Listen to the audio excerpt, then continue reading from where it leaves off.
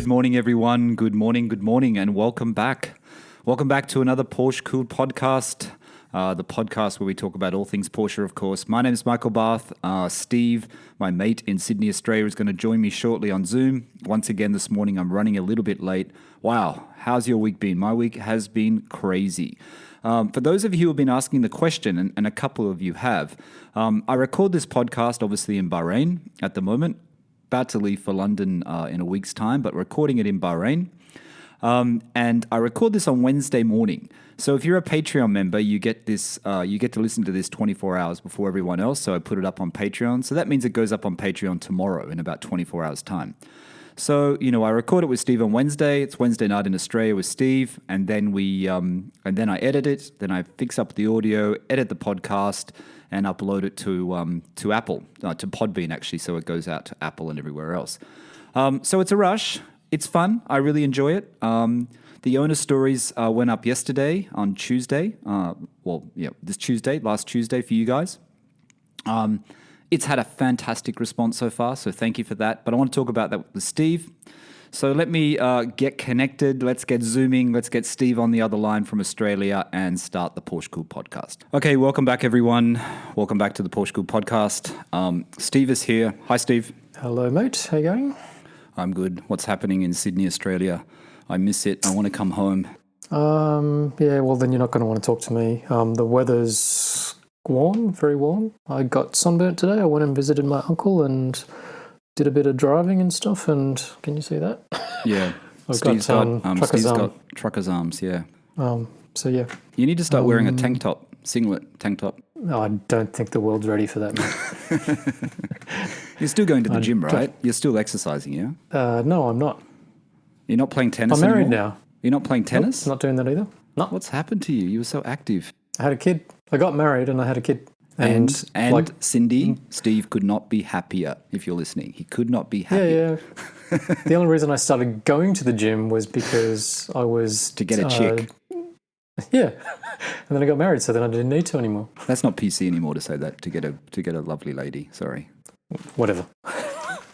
If Zuckerman can talk about women's hygiene products, you can say When that. I was younger in Australia and, in my dad's era, and my dad was from the inner city of Sydney. He was born in Surrey Hills in Sydney. And he, used to play two up, and he used to he used to be a man of the streets. He was well known in the area of the inner city of Sydney. Mm-hmm. The old way they were brought up, and my mum as well, is they used to use the word Sheila like it was just a normal word. Yeah. And that's the sort of word you can't use anymore, and it was just a common word, like the Sheila next door. Is it derogatory? I think it is. Yeah, I think it could be. Is it? Okay. I don't know. I have no but that idea. was just what you got. Yeah, it wasn't like you said it like you hated the person. It was just, that's just how you said the woman next door. You know what I mean? Yeah. It's a bit scary. It's, when you say Sheila, is that like Sheila Easton? Is that the name of that? Sheila. Americans probably listening to me saying probably an Australian, it's a slang term for women, Sheila. That Sheila up the road. Who's like that new Sheila you're going out with? Yeah, okay. Anyway. All right. Welcome back. We're not talking about that today. We're talking about Porsches. All right. So this week has been pretty crazy, Steve. Busy. I know you've been busy. I've been busy. Unfortunately, the client has woken up, and the client now wants to have lots of meetings. So it's been a bit of a crazy week. Everyone seems to be coming back. My client's gone to sleep. Have they? I wish our client would go to sleep. Yeah, my client's run out of money. Our client has run out of money, but they haven't gone to sleep. So... Okay, that's not great. My client at least sort of said to me that he's used most of his budget for this year. So no. Our client is just tight. Just keep going. Just keep going. We will pay you. It's only 6 months overdue. Eventually. We will pay you eventually. Yeah. I probably shouldn't say that. I hope no one's listening that knows me. Okay. You win. Patreon. Let's talk about Patreon. This is like our little advertising segment, but it's not really an ad. Patreon has been fantastic. As in the people who have been joining it, Steve. We have had so much activity this week, and I told you this earlier. We've had 4 new members to PorscheCooled Exclusive on Patreon who are happy to support. How did this happen? Because people are enjoying. I know you and I are a little bit like we never know how well we're doing, and if people are enjoying it. But I get more messages than you, and I probably don't pass them all on to you. And I guess Patreon is okay. You don't need to. People wanting to support us, and it's fantastic. So we had 4 new Patreon members, and normally I do a shout out, so I'm going to have to do a shout out for 4 people here so we have Todd. Todd is Stone City Outlaw on Instagram, I think. Todd is Stone City Outlaw on Instagram.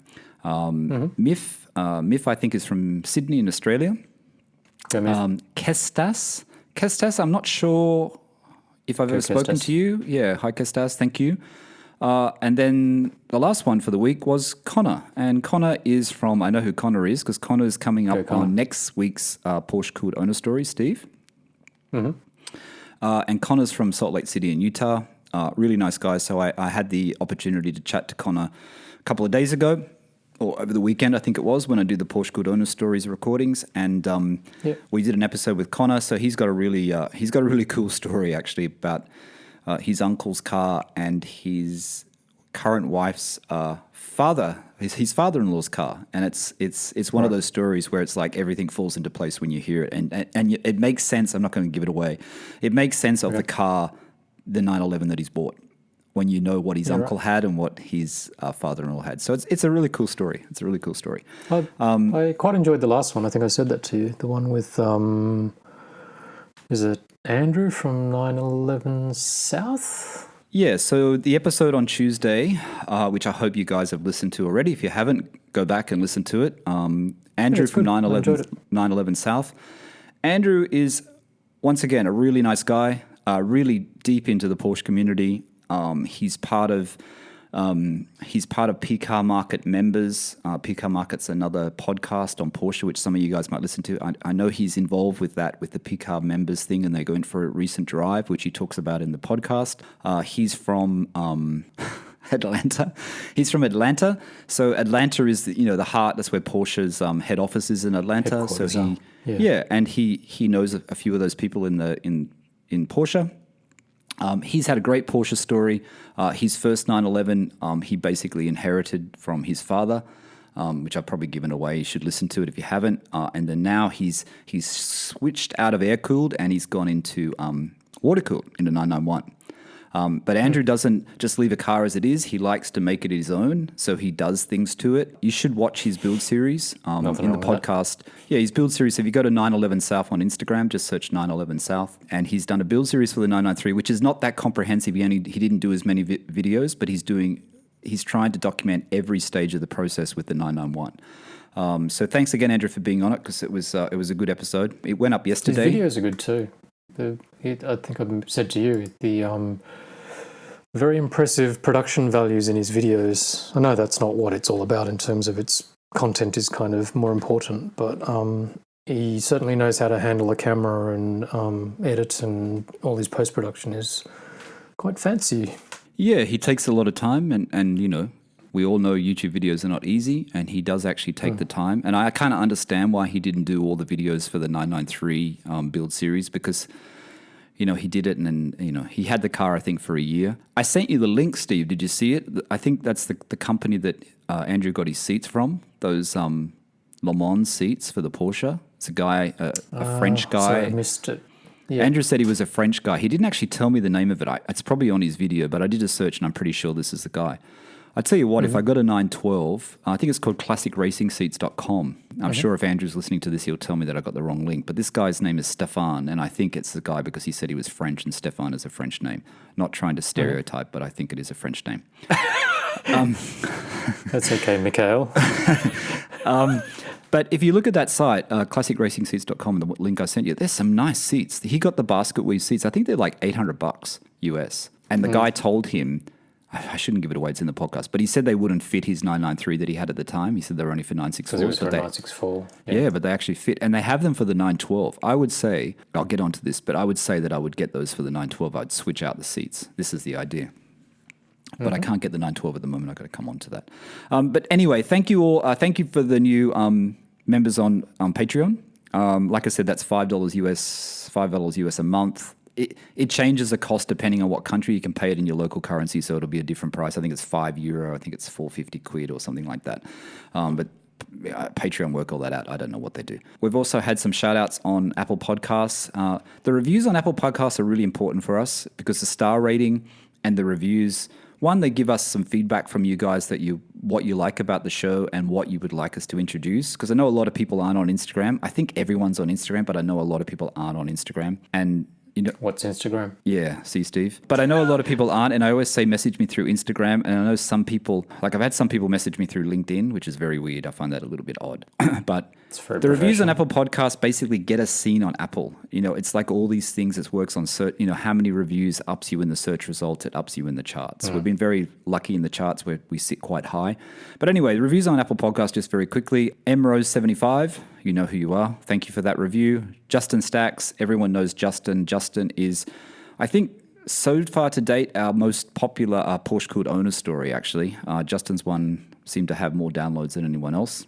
I don't think I've told Justin. Why is that? But Justin's a very influential person. Yeah, I don't know. I mean, I can't work out I can't work out why certain episodes are better than others. Like you said, it's not like, it depends. No, I don't know how it works. Yeah. I don't know how it works. I still haven't worked out the whole podcast download thing. But Justin gave us a review. Thanks, Justin. Cutlass76 gave us a review. Thank you. And Todd at Stone City Outlaw. Todd is a new Patreon member, so thank you, Todd. And then the one I want to talk about, Steve, is one from Andy W804. Andy gave us 4 stars. And I had to think about this because I read these things quickly and they kind of give me a different reaction than I think about it. And I really appreciate Andy W804 for giving us this feedback. And I do understand it's true. He says we only talk about 911s. What about I guess, I'm not reading his review in front of me. I'm just ad-libbing here. Sure. I think it's about what about the mid-engine, the transaxle, the 928s, the 944s, the 4-door models. So I guess, Panamera, Macans. I don't know about SUVs. Ajmal from Flat Cab Driver told me do not do any podcasts on SUVs. So why? Don't know. Why did you say that? Ajmal, if you're listening, I listened to Ajmal, you why? and yeah. Only because I think a little while ago you sort of said to me, actually you said it on the podcast. It's like, is anyone interested in hearing about like our Macan turbo? It's like, well, I can talk about it if you want. I don't think it's particularly interesting, but if you base it on Ajmal's message to me, no, don't. Right, okay. Yeah, cool. I don't know. I don't know. Go maybe Ajmal, some you've saved me some breath and some stress. But I think Andy's comment is a valid comment, and I'm just going to, to address Andy's comment, Steve, and you know the reasoning behind this. PorscheCooled owner stories, which is becoming very popular in the podcast space, and other people are, getting inspired by it. Other podcasts, that is. I think the whole point of it was to get another person's point of view, to get, to broaden our coffee conversation. Our conversation around the table is you and me. Now we're doing a global conversation, and it's also to bring people in who have different cars that can talk about it, that we don't know about it, that I can learn from, that I can ask some questions, you know what I mean, and see what it's like. Now, I always said the PorscheCooled owner stories is not just for 911, it's for any Porsche. Unfortunately, I haven't had anyone except for, I've had one person approach me about a 944, which I've reached out to, so hopefully he will be willing to do the owner stories. I won't mention his name because he may not want to do it. And then I've had another gentleman in Australia who has a few Porsches, and I think he has, and if you're listening, you know who you are, I think he has a race car. I think he does track work and he's got a car set up as a race car. And he's got a few cars. He doesn't just have one. And he was a bit hesitant because everyone, the PorscheCooled owner story, Steve, as you know from doing the podcast, it's not easy just to talk into a microphone. It's not. Well, I'm not trying to frighten anyone off, but no. Look, I guess it just depends on your personality type. It's actually easier than you kind of think once you kind of get talking, because it's not necessarily divulging, like your deepest, darkest secrets. Like, I find it easy to talk about cars because it's sort of like a common interest, and that's the only reason why I'd kind of happy to kind of even talk to you on this podcast. If this was talking more about my personal life or whatever else, not a chance. But but it's easy. See, for you and me, it is easier for me and Steve, even though Steve kind of plays it down. It's easier because we are friends and we've been friends for a long time. Oh, yeah, true. So because of that, it's easy for us to talk because we know other things about each other that other people don't know, Yep. And also, as this week's Porsche, the person's coming up on next Tuesday's PorscheCooled owner stories, which is launched on the, 20th, isn't it? No, 10th. On the 10th of November, on Tuesday, the 10th of November, Connor's coming up. And Connor's from Salt Lake City in Utah. I like saying that name. I don't know why. Salt Lake City. It's got good rounding sound to it. Even Connor, I think Connor said it's like, I think Connor said it. Maybe you didn't say it, Connor. That, we have a common interest. You know what I mean? No, we have this common interest, so it's easy to talk. You know what I mean? And I think that's what's easy for me, and I'm not a professional interviewer, you know what I mean? But I try to help everyone on the owner stories to keep talking and to try and get something that they, forget or whatever. So I have a brief idea of their story beforehand, so I know if they've missed something that I think is important to talk about. Sometimes. Yeah, sure. With Andrew and I did it completely off the cuff. We didn't plan it. He didn't know the questions I was going to ask him. We just, I knew I always do my research and I always look at the channel but I watch his channel anyway. I'm subscribed to Andrew's 911 South channel. And you should subscribe to him actually, because he doesn't have a huge subscriber base on YouTube, and he should actually have more. It's a great channel, so you should actually go over there and subscribe. But yeah, Steve, I mean, it's easy to talk about Porsche because it's something you enjoy, but it's still... it's still stressful. It's still sometimes a little bit stressful. Easier once you kind of get used to it. It's not that you forget it, but yeah, anyone out there who's kind of curious to talk to Michael in Porsche owner stories, it's not that scary. Just do it. Yeah. So what I'm looking for, Steve, what we need people that have transaxle Porsches, and I think that's it's been in my mind. You know what I mean? 928. I mean, I could reach out to Magnus Walker, I guess, but I don't think he'd be on it. I could reach out to Nick Murray. Nick Murray's selling his. I thought about Nick Murray, but, he'll probably be on some... Yeah, I'm surprised it hasn't sold his car. I was talking to Nick in the UK yesterday. He said he's been watching and it's been going up by 1,000 increments. One of the guys that's bidding on, and this is Nick Murray from YouTube, he's selling his green and tan 928S on P Car Market. You should go and check it out. I think it was at 30 grand. I think it's up to about 35 grand now. He paid 36,000 for it off PCAR Market, or 36,900. One of the guys that missed out, that beat Nick in the auction, who only bid up to 30 grand, I think, he's actually now rebidding on it because he sees the value that Nick Murray put in all this money for the work. So he's actually getting a better buy. I think it might get 45, I think it was up to... He sort of said he wanted low 40s, didn't he? Yeah. So I think the reserve is probably... I said to Nick, I think the reserve on Nick Murray's 928 is probably 40. I reckon he's probably hit the reserve at 40.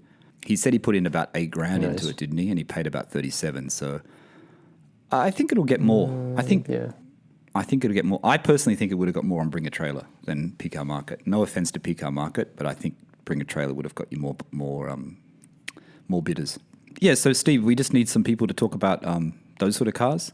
Even mid-engine, Boxsters, Cayman GT4s. I mean, I don't know anyone that owns one. I've been searching out, trying to find people, but if anyone's listening to the podcast... GT4?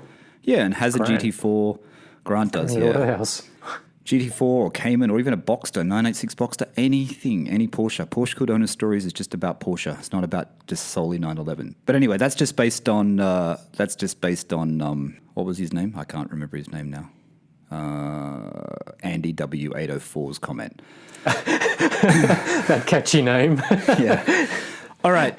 The other thing is, last week we spoke about the GTS, but it wasn't really the GTS episode, as you would have noticed in my silly title. I don't know if that title... I don't even know what that episode is about, but yeah, cool. I don't know if that title was actually a good title now. The GTS episode was inspired by Barry, who became a Patreon manager the week before, which I shouted out to, Steve. Barry's in the UK. I asked Barry if he wants to be on Owner Stories, and he said he would like to be on a future one. So I will talk to him about the GTS, and then I'm going to talk to someone else as well, who's thinking about buying a GTS. You know who you are, but cool. I'm not going to mention your name. We're going to keep it a surprise. So that's future Owner Stories. What else? Oh, have you heard of Road Rat Magazine? The guy from Coldplay's Endeavour with someone else. So if you don't... Guy something or other? Sorry? I think his name's Guy. Guy. I think his name is Guy. Yes, that's right. Guy from Coldplay. This is what you need when you want to start up a magazine. You need to have the funds like someone who's been in Coldplay. Road Rat Magazine. I subscribe to it, Steve. I subscribe from Mark Newson's episode with Mark Newson's car. Natasha's sister actually used to work for Mark Newson. She used to work in Mark Newson's studio in London for a few years. So Road Rat Magazine I subscribe to. Today I think I'm going to bite the bullet, even though it's $350 US. $350 US, Steve, for Z000 magazine. Yeah, I'm sure it's good, but You're a wealthier man than I am. I saw Nick's Nick's one he got. I forget what issue it was. It's very well made. You'd like it. You'd like it because the photography and the quality and everything's there. It's up there. It meets your standards, I reckon, Steve. Is this a segue into one of the little things I wanted to talk about? Can I? Do you want me to stop talking? No. I just I bought the book A Man and His Car by Matt Horanek, is it? Very popular book. Yeah, it's just been hyped a lot. And I know he did A Man and His Watch, and I actually forgot. I always intended to buy it, and I never did, so I just bought them both at the same time. A Man and His Car arrived first, so got quite excited because the last book I got was that RS Lovers book that my wife bought me for my birthday. And that was brilliant. The stories in that are really good. The photography is amazing, blah, blah, blah. So we're super amped. And then I think Matt Horanek has been on Smoking Tyre podcast before, and then I think he was on Spike's podcast. So yeah, I must admit I had very high expectations, and I'm just going to go all Oprah's book club on everybody, but it's not that good. It's just not very good. What's wrong with it? I just found it really disappointing. The stories are okay, not brilliant. I've only read a kind of couple, but like I'm almost tempted not to kind of bother sort of finishing it. But the main thing that's wrong with it is the photography. It's just I know he had a little story about how he kind of flew all over the place and set up a kind of black backdrop and everything to kind of shoot the cars, and then he sort of says that he wants to shoot them in sort of how the designers perceive them in sort of real sunlight and everything, but without getting super art directy technical, but he's actually taken shots of the cars and then he's cut them out and stuck them on a black background, and it just doesn't look. I've worked on many car accounts, and that's not the way that you kind of show cars off. I actually was really disappointed with it. Yeah, the listeners should know that Steve is very experienced in this. I mean, this is what he's been doing all his life. No, but you are. You are. You are. No, you are. I know some things about it, but no, you are. You're very experienced. But the thing is, I did actually hear on that interview that he said he was sick of carrying this black background around with him. He said all I did was carry this. In the book. So the black background. So is that what he uses to put the cars in front of? Has he cut them out, or is he actually just using the black background? No, he's cut them out. He's deep etched. The technical term for that is deep etched in Photoshop and stuck it on a black background, and it just doesn't show off the cars. It's not particularly visually appealing.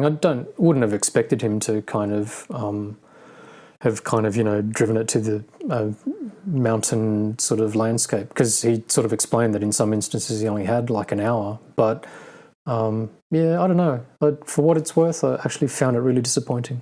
But you look at other people who are doing books, and they don't have many pictures of cars, but they do. Stefan Bonnier, or whatever his name is, the Curves book, the road book that I bought.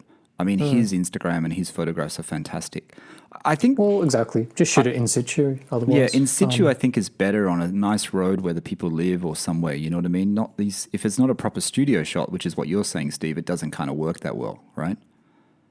Well, he's shot them on location, but then he's cut it out and tried to. Well, I guess it's sort of like trying to make it look a little bit more like a studio shot, but it just doesn't work. Anyway, I'm curious to see what everyone else thinks. Like, I know you've kind of got a copy ordered. Tell me what you think when you get it, because maybe I'm just being another grumpy old man in the Muppets. No, see, I liked the watch one. My problem is that which I haven't read a yet. man and his. I think it can get over commercialized and diluted by keep saying a man and his. I know obviously his publisher wanted him to do various versions, and he said the most obvious one was a car. Cars. But but when you do cars, like Steve said, it has to be really good, because there's a lot of people doing really good books. The RS Porsche one. Yeah. There's a lot of people out there doing really good photography, right? And that's the problem. And the thing is, when he was on Spike and he was saying, Spike was saying, the photography's great. I assumed the photography was going to be fantastic. Yeah, exactly. I thought it would be brilliant. But tell me what you think when you get it. It could just be me. I could be just being brutally fussy. What surprised me, and I'll tell you what surprises me, and you might know this from an advertising point of view, is that the watch book was very popular. Super popular. Is the photography good in that? Well, I think it is, but he didn't do the photography. No, he didn't. As he said, he sent it to a professional photographer, and they did the photography. And obviously, watches are not easy to photograph anyway. With the reflections. But it on would be easier than a car. But then you can he can send it, as he said, and take photographs. Yeah. So I think that A Man Whose Watch book is a good book. It's not an expensive book. You know what I mean? It's not like this wildly expensive book. And watch books for me, I like the Mondani family's books. I bought that one. I'm going to buy some more. They're super expensive.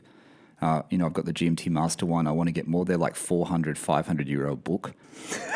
But they're reference books. Sorry, I'm laughing just because, like, the only watch books I've got are the catalogues from the boutiques themselves. Basically, if you kind of go and visit them, you ask them to kind of give you a catalogue, and that's my version of a... Good luck getting those now. Even if you go into Rolex, they don't have them because people are, like, listing them on eBay. I'm still trying to get that really? Rolex magazine, these people that sell these magazines, I give them offers and they just won't take it. Like, they got stupid offers. I'm trying to get number 5, the Yachtmaster one for the Rolex book. Rolex magazine, right. And they want £70 for it. Like, come on, it's a free book. Actually, my mum was spending time with my daughter. She's like 15 months, and she was flipping through a book. Like my mum and my daughter were sitting on the couch at mum's place yesterday, flipping through a Patek Philippe. Oh, really? Magazine, like periodical. It's like, oh man, I'm not sure that's great. to put this into perspective, Steve's mother is a big watch fan as well. She's got some beautiful watches. Yeah, she loves watches. She's training Steve's daughter very early to get into the swing of luxury goods. And it's not great that one of my daughter's first words was shoe. Oh, there you go. Shoe. It's happening. It's like it doesn't bode well. Anyone else got that book? Let us know what you think about it. Send us a DM. Let us know what you think about it. I'll be interested. Like I said, I haven't got my copy yet. Steve's got his. I think the watch one is good. But like I said, for me, it's like a nice book. I mean, Tasha thought it was a good book. I mean, maybe you won't, but Tasha said it was a good book. But like I said, I kind of judge it on how much I paid for it. It wasn't that expensive. But it just surprises me what I was trying to get onto, Steve, if that book was so popular, wouldn't he then, with the publisher, have enough money to get a photographer to do the cars? Like, why would you want to do it yourself, just to get more of the profit? I don't know. If you're not that experienced. Like, shooting cars, like, professionally is not an easy thing. They're very reflective. They're very big. Shooting them in sort of broad daylight, because I'm assuming he's gone and done the interview, like whenever the owner is kind of available. And there's some pretty big names in there, like Jay Leno and, But if you're in Jay Leno's garage or you're in Spike and Zuckerman's garage, wouldn't you use the backdrop of those cars? Wouldn't you show exactly? You wouldn't just have it on. You would show that they've got this. Even if it's in Boca or whatever, you'd show it, right? You'd have some. I don't know. Even in this, I think in this age of kind of social media and Instagram, I think people are kind of used to looking at cars and like streets and in that sort of natural kind of settings and stuff like that. Anyway, like I won't keep banging on. The other book that I'm going to buy, and this is when I was looking at the 000 subscription last night, because Nick bought it from a European site, and then you can buy it from the US site. So I was getting a bit confused what was going on. That site, and I know that Type 7 guy, what's his name again? Ted Gashu. I know he hinted. I'm just getting a phone call now from Rolex in Bahrain, which means my watch is in. Just so everyone knows, they're actually calling me now, which means my Explorer 2 Blackface is in. That's why they're calling me. Do you want to take it? Do you want to stop and take it? No, I'm not going to take it. I shouldn't be spending any money. Why? Because it cost you too much money. I shouldn't be spending money. Don't get all coy, mate. Ted Gashu commented that there was going to be another book coming up, another Type 7, but it's already on this website in Germany. It's already there. So volume 2 of the Type 7 books coming up. Yeah, that's been out for a while, hasn't it? Is it? No, it says it's available. The second book says it's available. I thought November 15, ready for sale. It says. Okay. I don't know. Maybe it's available in some other countries. It's in Europe. I've got volume 1. It's okay. I probably will buy volume 2. It's not that expensive. I probably will buy it. Okay, enough of books. Enough of books. It's not Oprah's book club, as Steve said. 912 values. Anyone who wants to buy a 912. Ajmal, if you're listening, I think you really bought at the right time, because honestly, I don't think it matters what condition your 912 is in. A 68 champagne yellow one came up for sale, Steve, on Bring a Trailer. It sold for 61,000 plus VAT's fees, which I think 2.5, so 63,500 US dollars, which is about 90 odd Australian dollars. It's very similar to the one in Australia where it's unmolested, original paint. You know, there's bits of wear inside the door jams and stuff like that, which I think is better than its over-restored ones. I don't like the over-restored ones. This one is just pretty much normal. So it sold like, you know, it was frantic. It went up to 61,000 US dollars. So, and I refer back to when I first started looking at them on Bring a Trailer, they were sitting they really would sell between 25 and 40. And that's only in May this year, 25 to 40,000. So this just shows you this crazy Porsche market, Steve, that we're in, this Porsche market. It just, when it goes, right? I wonder if that's actually not just Porsches, like might be other things as well. I noticed because Matt Farah bought his black Ferrari. What is it, a 328? 328 Yeah, Ferrari, I know. That's nice, actually. Magnum thing. But he sort of said that it's not the Magnum one. The Magnum one's 308. People keep saying this. It's actually not okay. Sorry. I haven't paid that much attention, but I think he said something like he'd been trying on Bring a Trailer, but Bring a Trailer is kind of so popular because everyone's got so much time and they're kind of surfing at things online. So he reckons that the pricing on Bring a Trailer has kind of gone a bit mental. That kind of he annoyed me with that comment because I don't understand that comment because I looked at the auction, right? I looked at his auction, Steve, and he literally bid up to I think $500 less than what it sold for. Like he literally went up to that point, and then the guy that won it paid 500 more or something, or 400 more. So he was almost like at the peak value. So if that's way past what you think it's valued for, why you gave it up for $400? See me, if it's that close, I'll just do the 500 and win it. You know, if you're already there, you know what I'm saying? Like I'm already there. I've already spent 60 grand. For 60 grand, 6,500 makes no difference. Isn't that how an auction works though? Because like at some point in time, you're just bidding it up, and if you kind of hold that attitude, then like half an hour later, that $500 has turned into $5,000 higher because you've just kind of kept going. So, but it always surprises me how much cheaper these cars are in the US. Honestly, the US is the place to be because honestly, I think it's about 60,000 or something US dollars for that 328. Yeah, right. GTS, and the cheapest one in Australia is 165 Aussie, which is a UK import, which is a nice one. There's a red one for sale, 365, and then there's another one. 165. Then there's another one for sale for 295. Right. So, where are we up to? Tell me about this Alex Holland car you sent me that you saw. It was an Alex Holland car. Oh, you're talking about the yellow Sporto? Yeah, the Sporto. Sorry, I've just got to quickly find it. So Steve went to this dealer a couple of weeks ago when he was shopping for the GT3 with his mate. It's called Alex Holland Cars in Sydney. He's got like a really nice 77 911, but it is a Sporto. Yeah, and I don't know much about Sportos. It's just it was interesting because my mate sort of went in there sort of thinking, 997 GT3, possibly 996 turbo. So he's sort of thinking more on the performance water-cooled end of the scale. And then by the time we left, he was sort of more interested in the yellow, what was it, a 77 Sporto? Said it was a 77 Sporto. I don't even know what a Sporto is. You said a Sporto has no clutch. See, I should know that. So a Sporto has no clutch. Yeah, they're very, it was a Porsche thing. Are they reliable? That's what you're about to ask me a whole bunch of questions that I won't be able to answer. But when we were there with Alex, we said the same thing. It's like, Sporto. So a Sporto is it's still got a gear lever. It just has no clutch pedal. So when you go to change gears and you literally touch the gear knob, it obviously kind of engages a clutch for you, and then you kind of change gears. Man, that sounds, when you say it like that, it sounds really advanced for the 70s. I know, doesn't it? It sounds so advanced, like such a selling point. Pretty sure Alex has a few Sportos as well. I think he's got a white one, that yellow one. And look, part of the beauty of that is that I can sort of see why my mate kind of was enticed, because really kind of cool colour, really nice interior. It had a tan interior with some tartan inserts and all of that sort of stuff. So it just looks, you know, I'll say it again, cool as all fuck. But is it for sale, the 77 Sporto? Yeah.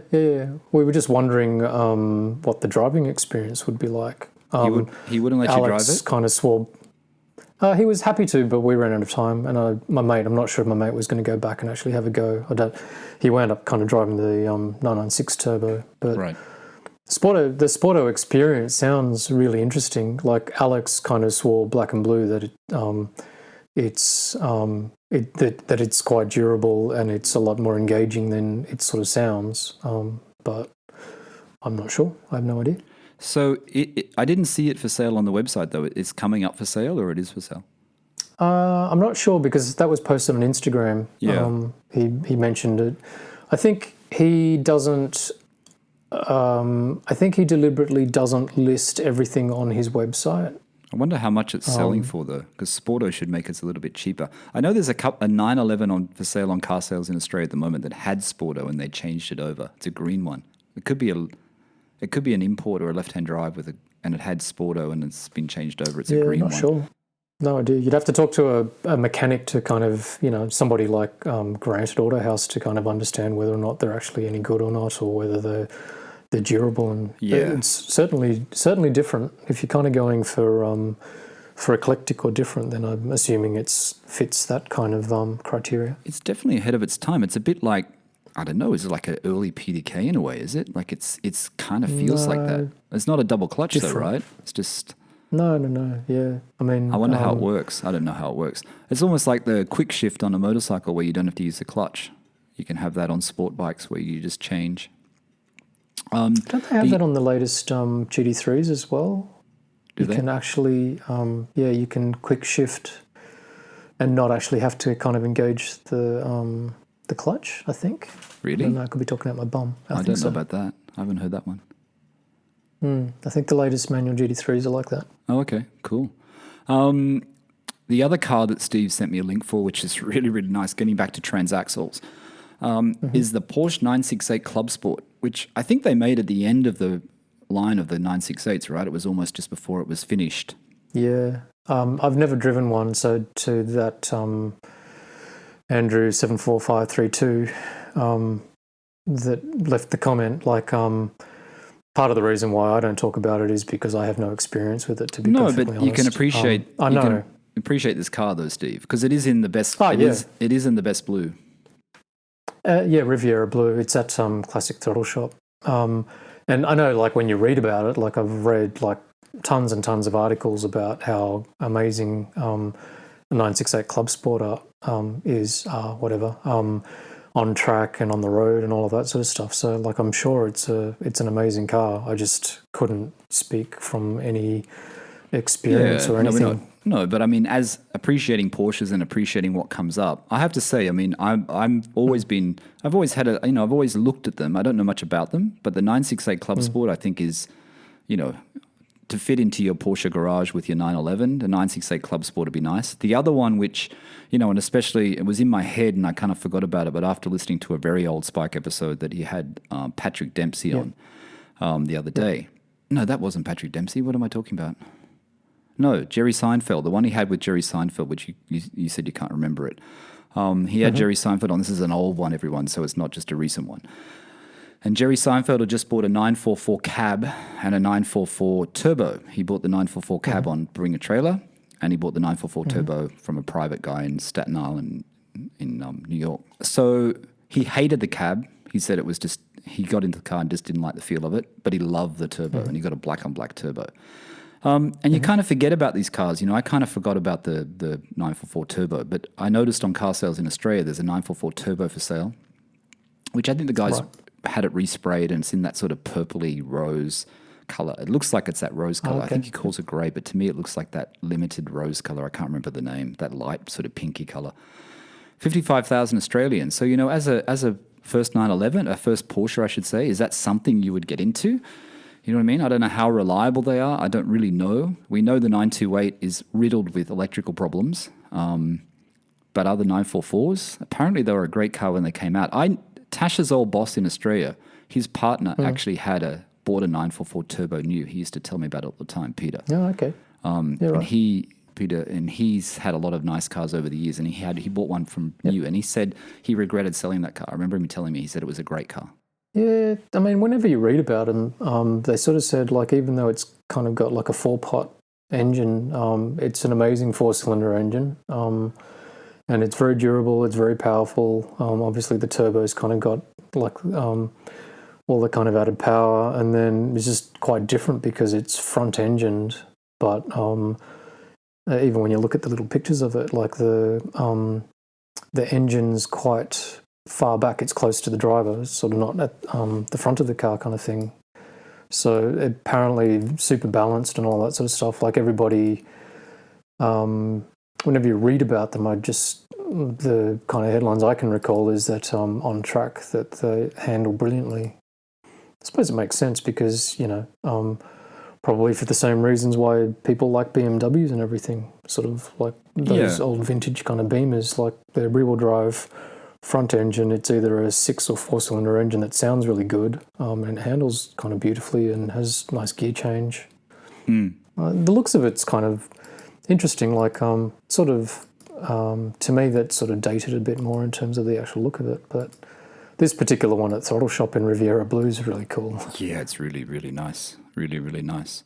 No, I think when Jerry Seinfeld was talking about the 944 Turbo, he said it's not like a 911, right? But he said the quality is Porsche.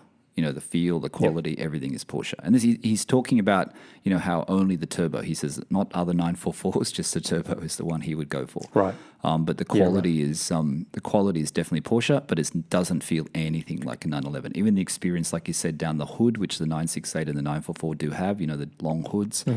It's not the same experience as driving a Porsche, 911, sorry. Anyway, I just thought we'd touch on that.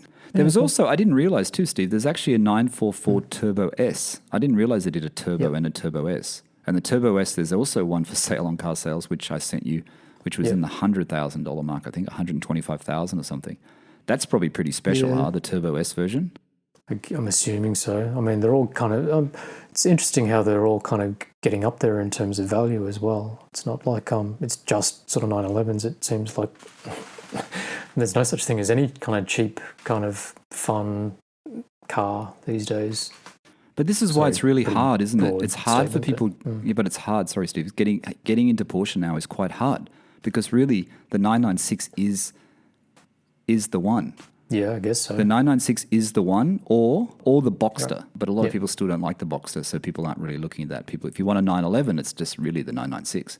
Okay, Safari 911s, we spoke about that last week. Not much more to say, but the other thing was that Patrick Dempsey was on an episode. I think this was an old one as well. I'm going back through the old ones while I'm on the treadmill on the gym, and he bought a Lee Keen Safari as well. Do you think the Safari, I know we spoke about this last week, I'm not sure, do you think it's a fad? Yeah, I think I'd sort of alluded to it because I'm not really sure. They're just really interesting, and because they're so unique, I suppose. I mean, I believe that the sort of Safari concept isn't like 911 only, that you can kind of go and Safari like a Aston Martin, or you can Safari a whatever. It just sort of seems like a really interesting kind of thing to do to a 911, but obviously, Porsche did it to kind of go and do the Safari or Paris-Dakar and all that sort of stuff. Yeah. But I don't know. It'd be interesting to see what happens. I still can't get my head around it. I'd love to kind of see one in real life, and like eventually I'm sure somebody in Sydney will kind of go to Autohouse or PR Tech or somebody like that and get them to build them one. And then it'll be interesting to sort of see what it's like. I've been in a 911 rally car, the Autohouse rally car, and that thing is amazing. But that's like a proper kind of motorsport car, whereas I'm assuming this is kind of more like if you got one, like the one that's on, is it Riviera Blue? Yeah. But similar blue, the one on collecting cars. Yeah. They did a video on it as well. It looks amazing. Looks really cool and very distinctive, but I can't tell whether or not. It looks like a trend, though, to me that's going to just gain momentum. If Porsche do bring out the Safari 911, which I know a lot of other people on other podcasts have been talking about, if they do bring it out, it's just going to increase the momentum. Like Lee Keen with the original, air-cooled ones, I think it's just going to go crazy. I mean, there's already a wait for these people. You can't just go in and get a car. You know, if you want to go to any of these people, Emery or Lee Keen, you know, there's a waiting list now. You know, you can't just go and get a car. But you need a shit ton load of money to kind of play in this sphere again. So apparently, you need minimum 100,000 to do a Lee Keen Safari. That's what Matt Farah did quote saying. But I think it's including the base car. No, plus the car. Yikes! Yeah, so it's not cheap. Hey, tell me. So you went to see John at Pro Stitch in Sydney. What did you pick up? You got some more leather parts? Yeah, I literally just sent you the pic of it. There was some little sorry, lost my ability to speak. On the ends of the dash in front of you, when you're sitting in your car, when you open the door, there's sort of like an end trim piece, and there was a couple of kind of bits that were just floating around on eBay, so I kind of picked it up and then just asked John to kind of trim it for me in leather with the matching deviated stitch. Like, it was just a kind of silly kind of thing to do, but like, you know, the bit was like less than $50 on eBay kind of thing. So I just gave it to John. He's a lovely bloke. Kind of went every time I kind of go and see him, I learn a little bit more about trimming and Porsches and all of that sort of stuff. He actually kind of saved me a little bit of a sample of leather to kind of show me how much you kind of had to shave it down to kind of wrap. Oh, really? Yeah. So yeah, I think I sort of said to you before, like things like wrapping consoles and stuff like that, or you know, like the window, the door spear, the bit around your window switches. Yeah. To kind of wrap something in leather to kind of get it to not buckle and everything, you've got to shave the kind of leather down. And I didn't realize exactly how thin it is. It's actually just sort of like a slightly kind of thicker piece of paper, effectively. That's how thin you need to kind of get it. So, as per usual, he did an amazing job. But it's just you can tell he's just fully into his kind of into his Porsches, and you know, was just kind of explaining a couple of little bits and pieces. Showed me one of the cars that he'd worked on. Talked about some that I probably shouldn't explain. I don't know if it's confidential, so I won't sort of say anything about some of the things that he's kind of got going in his actual kind of workshop. But the guy knows his shit. He knows it when it comes to Porsches. He knows his stuff. Yeah. The end pieces look good. I mean, you never see them really unless, you know, you don't really see them when you're driving the car, but you see them when you open the car. That's important. No, it's sort of in that kind of same sphere as like the fuse box, the ignition. No, the fuse box. The fuse box. The fuse box cover. Nick's getting that. Nick's going to get one of those, which I have got. Yeah, you've got it. I've got that. I wouldn't do that because I kick that thing too often. It's always got my feet marks on it. I don't know why. Oh, do you? Yeah, so I think if it's leather, it's going to get worse. Tasha wasn't 100% keen on me getting the inner door sills in leather. Oh, by the way, just an update for people who want to know. I haven't actually talked about it. Been waiting for it. My parts from the UK. I'm not going to mention his name because I don't want it. But people who know me know where I've got them from. The parts from the UK arrived in Australia. I wasn't going to check them because he said that they were all packed up and, you know, he had them in the box, and a month later he sent them. They arrived in Australia. My brother-in-law unpacked it the other day. I wasn't going to get him to do it, but he unpacked it. And of course, a part is missing, and I've got someone else's part. So I'm not going to say whose part it is, but I have an idea whose part it is, and it's someone I actually know. So he sent me 2 lots of rear door stops because, you know, I have one car. Of course, I'm going to want 2 lots of rear seat leather stops. And he didn't send my sunroofs around. So, oops. And a week later, I'm still waiting for a response of what's going on. But, you know, this is what happens when you deal with artisans, right, Steve? With craftsmen. Yeah, I won't pass comment on anything like that. But you know what I mean? There's a balance, right? There's a balance between what you get, the quality of what you get when you have a Porsche, you know, the things you get made or whatever, whether it be from this guy in the UK or whoever it is. And then you have this scale where it's like the hassle that it is to do it, you know? And the enjoyment. Now, all of a sudden, the quality of the product now is less than the hassle and the enjoyment that I'm getting now. And maybe that'll change when I go back to Sydney and I put the parts in. I'm sure it'll change. But at the moment, that's how I'm feeling, where it's like I really don't, I sort of care, but I kind of don't care. I care more for the person that hasn't got their rear back seat stops because I know, they're a friend of mine, and he doesn't have his because they're in effing Australia. Do you know? Oh no, I know you don't know this, and I'm not going to wind you up further. You just basically got to wait to see where your sunroof surround thing is. Yeah, it's a story. That's all I'll say. It's a story. Okay, what else, Steve? What are these other things you've been thinking about doing? You mentioned a couple of other things. Wheel arch guards. What are they? Okay, I'll try to be quick. But No, don't be quick. Just be enthusiastic. Me, I'm enthusiastic on the inside, joking.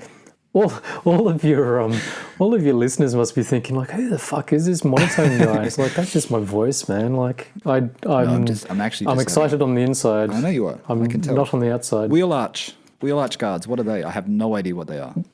No, it all started with my wife's car. We went for a drive the other day, and then I realised that I had a nail in the tyre. After I came back from my parents with my daughter. So went off and found a tyre place who I hadn't used, like local to where we live. Got them to kind of do the puncture repair because I'd be curious to know if like everybody else kind of suffers from this, but like either I'm the unluckiest person in the world, or there is just this thing where, I reckon I probably get a nail in a tyre like maybe 4, 5, 6 times a year. Yeah. Just to tell the listeners, even though Steve and I used to park in the same building we used to live in the same building in Sydney, and even there you used to get more nails in your tyres than me. You remember? Than you? Yeah. Luckily I've had one. Touch wood. I've actually had one since when I just only after one. I got, Yeah, see, like I easily get like 4, 5, 6, whatever. Anyway, so had to kind of get that done. So found this tyre place, and as you do while I was there, I was kind of thinking, maybe I should kind of really follow up on the whole. Like I've got a second sort of set of wheels sitting in the garage downstairs, and I was sort of thinking, as I mentioned on a podcast like 2 podcasts ago, might be cool to kind of put another set of tyres on that and then be able to kind of switch the wheels back and forth. Yep. So at the moment I've got the black wheels with the silver rim, and I've got another set of Weiss gold wheels, which I really quite like, and I wouldn't mind being able to kind of switch them backwards and forwards. You do that yourself? Yeah, because, see, this is the thing. There's 2 parts to this story. One of them was that I've got the... when I put the black wheels back on my GT3, my white GT3... But what happened to the Macan? Sorry, the Macan, we're finished on the Macan? You got it fixed. Yeah, got it fixed. So you're going to get this done at the same shop, or you're going to go back to spinning wheels in Sydney? I went back... So I got a quote on Michelin PS4S's. Yep. And the quote was, I think it's not bad, and I think they're available, so I'm sort of tempted. I'm quite tempted to actually kind of go ahead and do it. But it brought 2 things up, which was at the moment on the white GT3 with the black wheels, I put those black wheel arch guards on it. The film on the white bodywork. Okay, yeah, the back rear wheel arches. Yeah, the normal. Yep. They're normally clear, and you've got the black ones. Yeah. Yeah, which is a throwback to the old kind of 80s turbos, I think it is, or thereabouts. And they did it on the. They did it on the recent Speedsters a bit. So, if I was to switch my wheels from the black wheels to the white gold wheels, then I've got black wheel arch guards. And it's like, that probably doesn't really kind of go that well. So I pondered peeling the black guards off, replacing it with clear again, and then getting the magnetic black guards. Wouldn't that stick out too much though? Wouldn't that be, how thick are those magnetic ones? So what it is like there's a company called Magnagraphic. I don't think they're the only ones, but I've read about them on Renlist and stuff like that, and they're in the States. Yep. They effectively apply vinyl to like a thin bit of magnetic material, which you then kind of, put on the body of your car. So it's not just wheel arch guards. It's obviously like if you want to put like a racing number on your car, or even, like Porsche stripes or Martini stripes and all of that type of stuff. That's what this company does.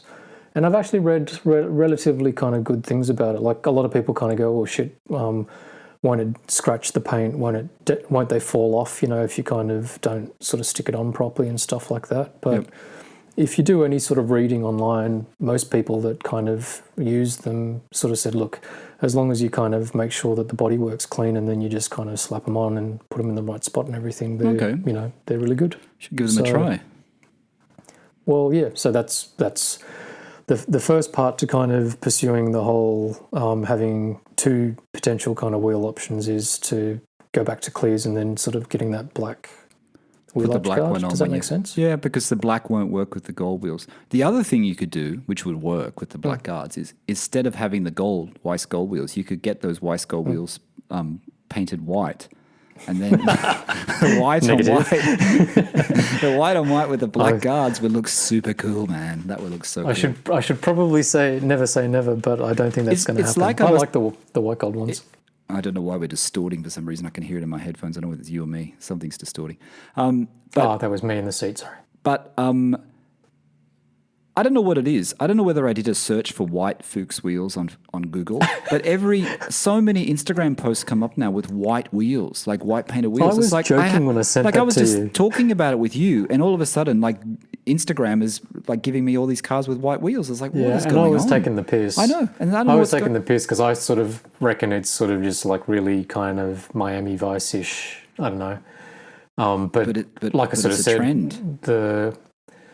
The 4-litre RS, the 997 RS 4.0 had like a lot of the white cars had white wheels, and it's like, how did that become cool? Because to me it looks pretty heinous, but I don't know. The only coloured wheels I would live with, the only wheels I like in colour, the orange I'm a bit partial to, is the 997 GT3 RS.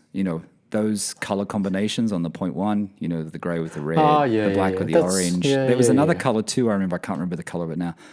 That, to me, that works with the colour wheel. I don't know, it works with that car, and that's fine. But that's about I wouldn't go anywhere else with coloured wheels. And I know Porsche now offer that option when you spec your 911, and you can have whatever body coloured matching wheels, which would be fantastic, huh? Yeah. So that was one part to that kind of thing. So like it all came about with a visit to the tyre shop, which then made me kind of reconsider like getting the second set of, like having a second set of wheels and tyres for my car. But then the other little thing about that is that I realised that it might not be as simple as I thought, because my car's got TPMS, the tyre pressure management system. Yes. And it would mean that I need to get sensors for the second set of wheels, because anytime I've swapped them, I've taken the sensors with them. Okay. That's not a big hassle. I know if you buy them, they're expensive if you buy them from Porsche. They're like $500 or $600. Yeah, but then you do a little bit of reading.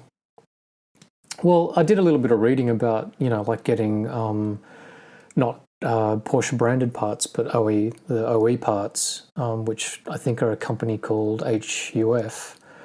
But when you start trying to read around, some people have had success with them, and some people have kind of had not great experiences with the sensors not working and really? not always reading right. And I think that sort of thing would frustrate the hell out of me. So I think I've got to try to figure out whether or not it's worth it or not. But don't you mean the not the original Porsche ones, just the people who make them for Porsche are not working? Is that the company? Yeah. Yep.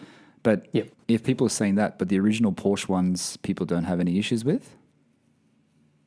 Don't know. Guess not. Suppose not. See, I don't know. Something like that, like you said, Steve, is so effing irritating if it's not working and then, it's in your tyre, you got to get your tyre taken off. It sounds like a hassle to me, and I come back to money again, and we're both different sometimes with this, but I would just spend the $500 and you're rich and I'm not. No, I would spend the $500 for the Porsche part just for peace of mind, so you don't have to worry about it. You've got enough things to worry about in the day. Then it's done. And no, I know. I wouldn't worry. I would just get it done. It's more about the fact that I've got to find out. Like I've actually sent an email to Autohouse to kind of just get a bit of advice. But so the question is like, regardless of whether it's the Porsche part or the HUF part, if I've got a second set of wheels and it's got the sensors fitted, and then I literally just kind of get my jack out and swap the wheels over, will the sensors actually kind of sync with the car quite seamlessly, or is that just like a complete pain in the ass to kind of get it all to kind of to talk to each other? But isn't there something when you've got tire pressure monitoring? Isn't there something where you have to reset it when you put new tires on? A relearning. I think there is, but I think it just sort of sounds like they're a slightly unpredictable kind of thing, even if you've kind of got the factory part. So I just wanted to... and look, when I kind of explain this, I'm not sort of saying, hey, I'm going to go and swap my wheels like every week. I'd probably kind of, get sick of them and then sort of swap them out every 6 months or something. So, but it would annoy you not to have the tire pressure monitoring because you're so used to it. And if you looked at your dash and it was wrong or it gave you an error, it'd just drive you crazy. So you couldn't do it. I think on the sensors that I had, I think when they've got batteries in them. So one of them went out and I drove around for maybe a month with it not functioning, and you just get all those alerts on your dash and it just kind of gives you the shits. And to be honest, because I get like nice circular story, because I tend to kind of pick up a nail in the tire every couple of months, I actually find the pressure monitoring system very handy. Yeah, no, it's good for you. You need it because you're like running over nails all the time. Yeah, my mum's got some weird kind of theory that somebody's out to get me and kind of sneaks under the car at night and goes and positions a screw in the right spot. Your mum could be onto something. Pretty sure that's not happening. She could be onto something. You never know. Mothers are always right. You know that. Yeah, it could be. Hey, anyway, so tell us. Go on. Sorry, that's the end of that story, right? Yes, it is. It wasn't that interesting, was it? No, it is. But you know what I think people will be interested to hear? When you put the Michelin Pilot Sport 4Ss on it, how they feel compared to your cups that you've got on there now, because you've only ever had Cup 2s on your car, and you're going to go to the 4Ss because you want your GT3 to have a tyre that's almost like, not a winter tyre, but more of a everyday, harder wearing tyre, which the 4S is supposed to be. So that'd be a good update, actually. I'd like to know too. It's not a done deal, mate. Like I after kind of just going there and then getting that quote, it's like, oh, actually, that's not too bad. I may as well just go and do it. But then it wasn't until I kind of hit this the wheel arch thing, I think, is easily fixed with the magnetic kind of things. But the tire pressure monitor things could be a thing where it goes in the too hard basket and it's not worth it. So see what Autohouse say. I'm sure they'll give you the right info. Yeah. Hey, tell us about that other car that you sent me from the Crazy About Porsche. It was on the Crazy About Porsche site, but... okay, yeah. It's... I don't know if a lot of people may not see it, but so there's a dude called Michael Mauer, who is the head of design at Porsche. I kind of knew of him because he did an amazing Saab show car like years and years ago before he was appointed head of design at Porsche, and I always thought that thing looked amazing. Right. So he's kind of popped up as the head of design at Porsche. He's actually in that RS Lovers book that we mentioned beforehand as well. But which I haven't read came yet. across it on Instagram. Oh, you should. It's really good. But it's his personal car. So Michael Mauer, follow him on Instagram, actually. He's not that prolific. But so it's M-A-U-E-R, the last name. Michael, yes, M-A-U-E-R. yes. If you just search that, it comes up straight away, everybody. I think his Instagram handle is the real Michael Mauer. Right. Anyway, so I was just kind of curious because it's like, oh yeah, he's the head of design, and because we're sort of in the creative sphere, it's like I'd be kind of curious to see what the head of design, drives and what he's into and stuff like that. He's got a black 997.1 GT3, which is pretty cool, and he sort of said that was, I think, the first car that he designed once he was appointed. Oh, right. It's got some interesting kind of yellow pieces of trim on the inside. He's got the yellow door pulls, seat belts, and then sort of Pepita style, houndstooth style inserts. Okay. So I must be doing ceramics, something right. If ceramics as well. yeah, I think he's got ceramics. On So his it's all yellow highlights.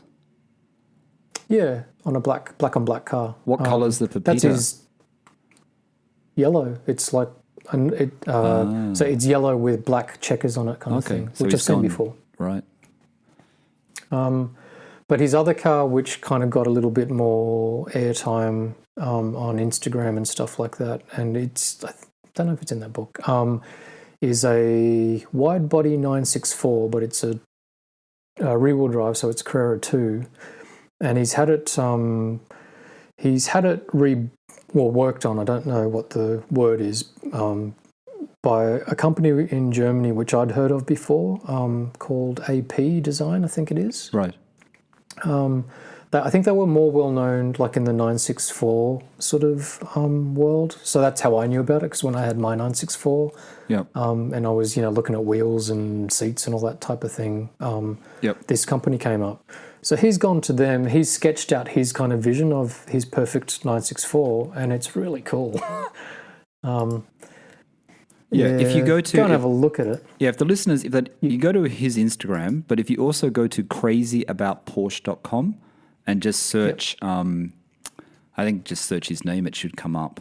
The photos are really nice because they're done by Stefan Bonnier again. He's done the photos. He's the Curves magazine guy. But I have to admit with Steve, it's kind of cool that this header designer Porsche has actually got a 997.1 GT3, right, and a 964. Yep. It's like it's Exactly. the perfect two car. We talk about these perfect garages, and you look at this article and you look at these pictures, and you can see that Stefan has taken these photos because they're his classic-looking shots. They're great shots, I reckon, Steve, don't you? I'm looking at Crazy About Porsche now. Yeah. But it's a I don't know. It's really, really, really cool.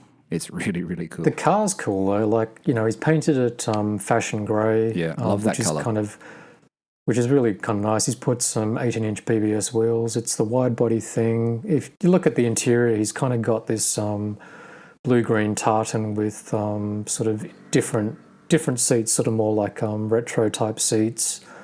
It's obviously been worked on. I think it's a 3.8 litre engine. Blah blah blah. He's kind of got this little thing. He's called it, I think, mountain tool. He's changed the little bit of the badge on the back, but it's in the kind of Carrera typeface. I just sort of thought, like, hey, it's a really cool car, but it was really interesting to sort of see what sort of like the head of design at Porsche is into, because you read a lot about Andreas Preuninger, but this Michael Mauer guy sort of doesn't get that much. No, he doesn't. I mean, I'd heard of him, but I publicity. hadn't seen his Instagram. I'm followed now, of course. But I love his choice of cars. I love those two choices of cars. Yeah, they're cool, huh? Yeah, they're very, very cool. It, makes you think, the perfect combination.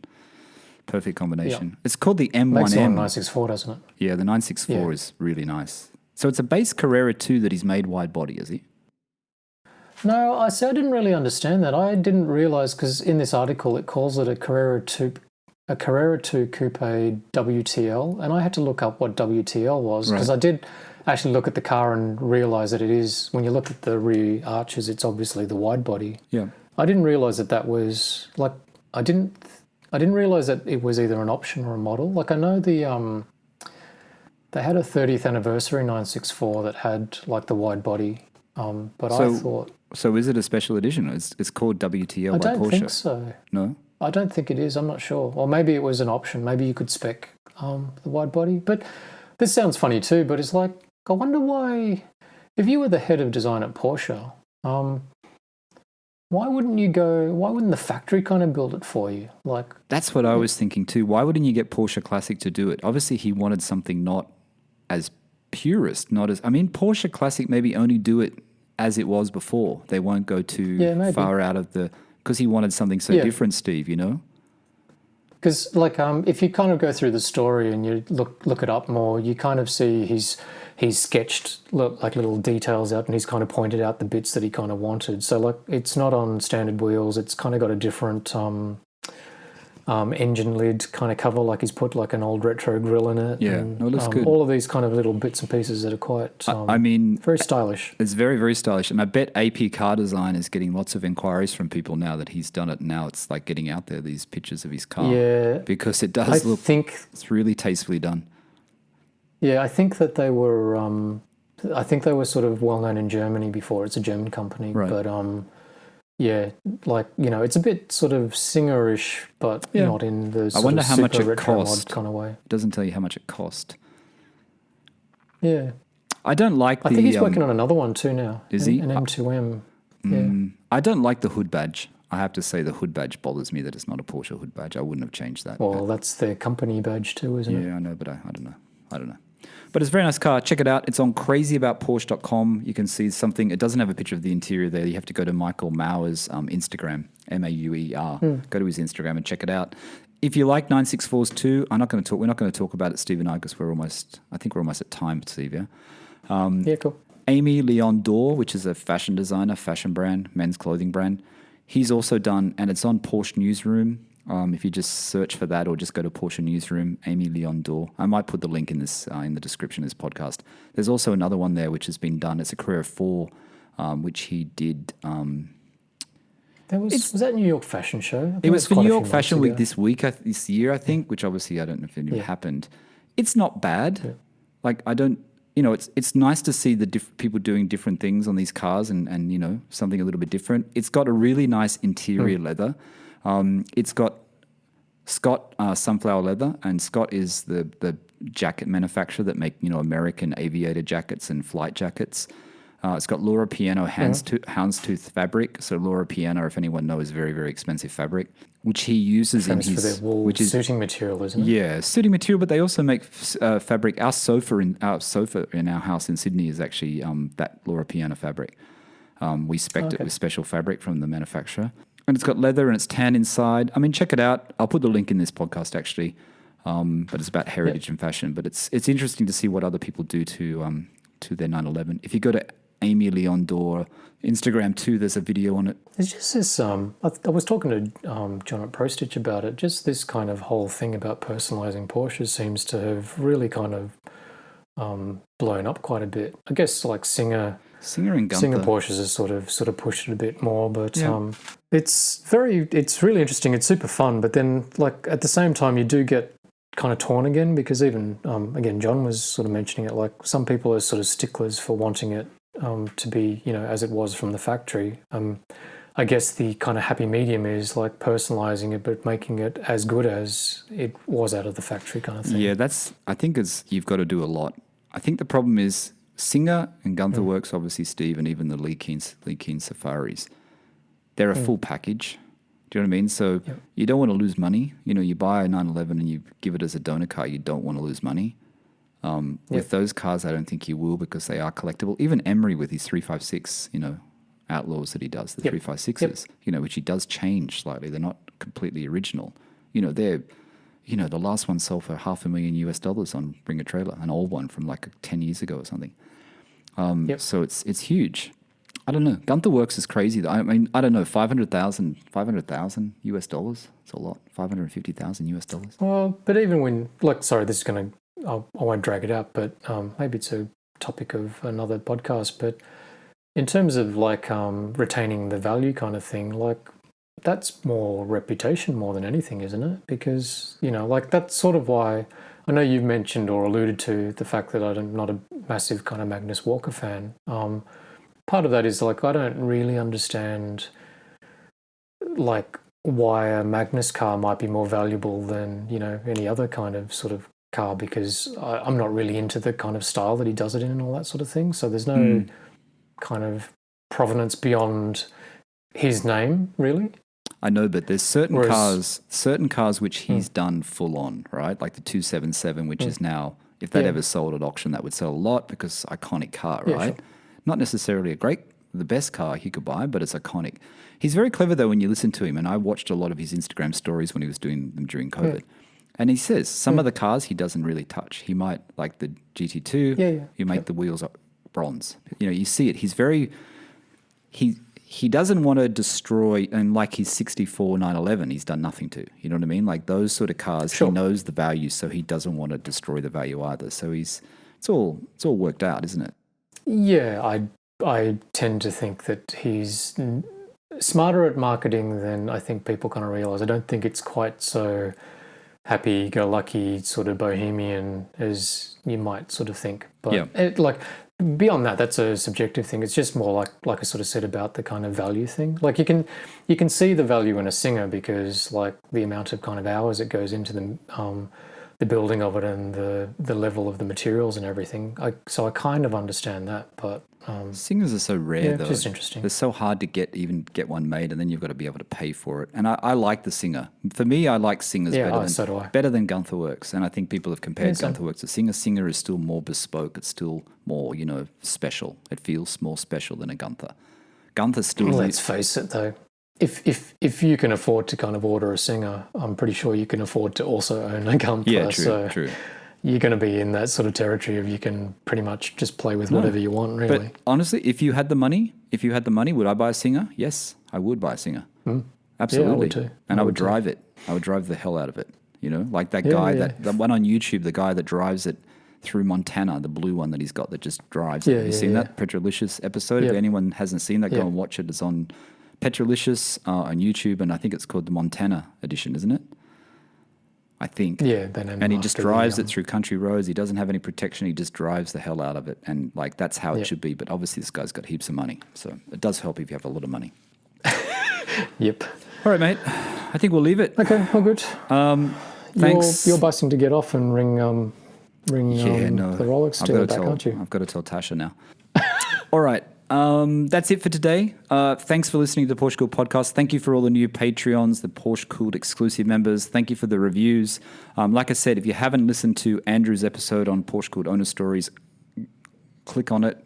Go to Apple Podcasts, go to Google Podcasts, go to Amazon, go to iHeart, go to Stitcher, go everywhere, Steve. We're everywhere. We have made the big time. We're everywhere on the podcast world. We're like everywhere. A virus, just like a virus. But listen to Andrew's episode. It's really good. And also, if you haven't catched Craig's episode from the week before, listen to Craig's. Every owner's story is different. That's what I like about them.